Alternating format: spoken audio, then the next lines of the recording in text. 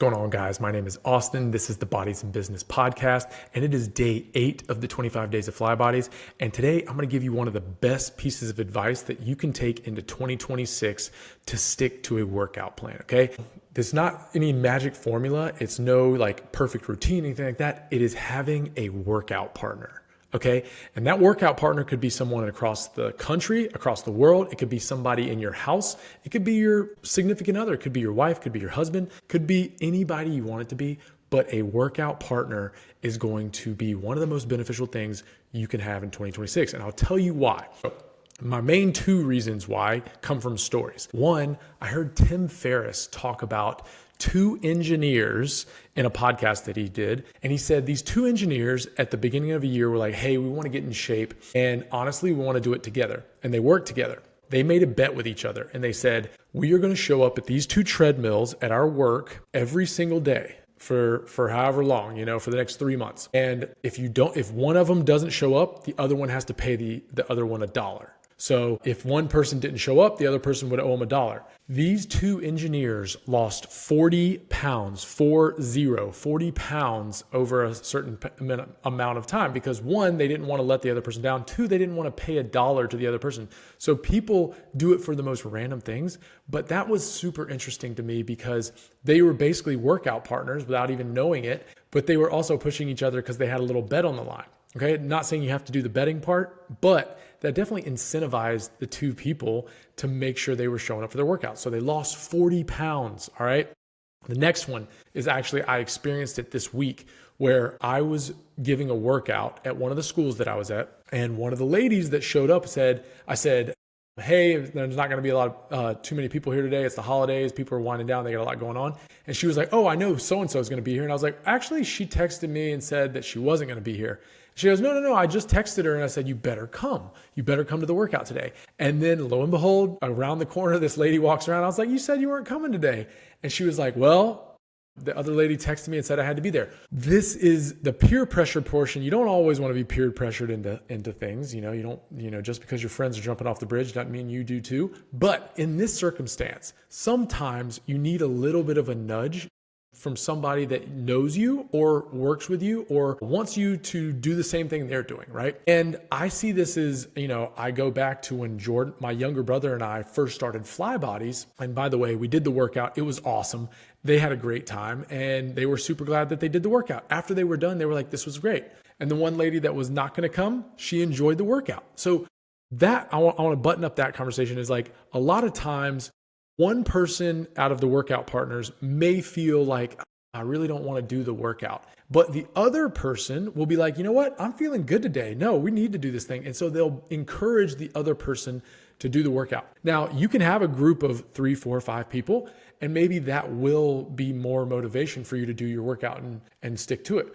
But make sure you have like one counterpart, one person that's kind of in the same boat you are, that's going to motivate you and stick to this, right? Because you both want to succeed and you both are going to need a little help every now and then. And I'll give you one more bonus story. When Jordan and I, my younger brother and I was just about to tell the story, when we were just now starting out Fly Bodies, we were working with a lot of couples and a lot of people one-on-one. And Jordan, I was living in California and he was living in North Carolina when we first started out. And we didn't get to see each other a lot, but like there were days when I would feel super down because I was like, oh man, like we're not getting on any more clients or it's pretty steady or something. And then he would and then we would talk that day and he would be like, dude, I just talked to so-and-so, they lost 5 pounds, and he was super pumped and it would pump me up. And I was like, man, that's awesome. Like that he saw some really good benefit on his side to pump me up. And then there were days where he would feel down and I'd be like, dude, I just talked to so-and-so. They're loving the workouts, eating healthy, doing all these things. They really enjoy it. And it would pump him up. So it's super helpful when you have that partner, especially in the workout department, to kind of give you a nudge and say, you know what, we may both not feel it today, but let's freaking do it. And we're in this thing together. So I want to end with 5 reasons, powerful reasons why you should do, if those stories didn't do it for you, here are 5 powerful reasons. Number 1, built-in accountability, the number 1 consistency booster. When someone is expecting you to show up, you're far less likely to skip. A partner turns, I'll go if I feel like it, into I'm committed, I'm going.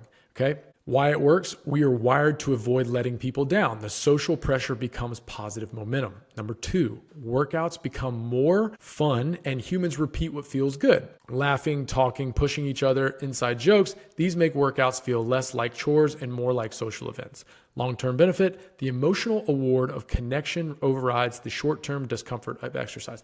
So that's the other part. I will say, when you have a partner and you have a workout partner, it's like, man, I'm not just working out with this person, I'm connecting with this person, and we're getting to know each other a little better, and we're making each other better. And I think that actually is one of the biggest reasons, because I've working with a lot of faculty and staff members at schools, the connection piece is one thing I didn't even realize was going to be so big, is people just enjoy coming to the workouts just to like have conversations with people.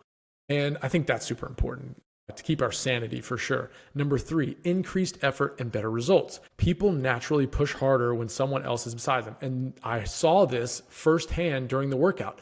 The 2 ladies that were basically doing the workout together, they literally almost stayed together step for step in every exercise because they wanted to keep up with each other. It's super cool to see. Built-in planning and routine stability. Consistency skyrockets when the when, what, how are predetermined. And you usually do that when you have a partner because you have to, your schedules have to link up. I like doing this for some reason in my videos, and I'm going to come up with something, but sorry if that bugs you. Number 5, and this is the last one, encouragement during tough moments. Everyone hits walls, stress, low motivation, bad sleep, busy weeks. A workout partner helps you push through instead of falling off. They remind you, you've got this, just show up today. Let's keep the streak alive. All right, so that's it. 2026, find a workout partner. If you don't find a workout partner, find a workout group or something that keeps you motivated, okay? But a workout partner in 2026 is going to be super beneficial for you. You can keep each other accountable and you can crush it, okay? That's all I got. Hopefully that helps. And yeah, get after it in 2020. Get after it for the rest of this month and get after it in 2026.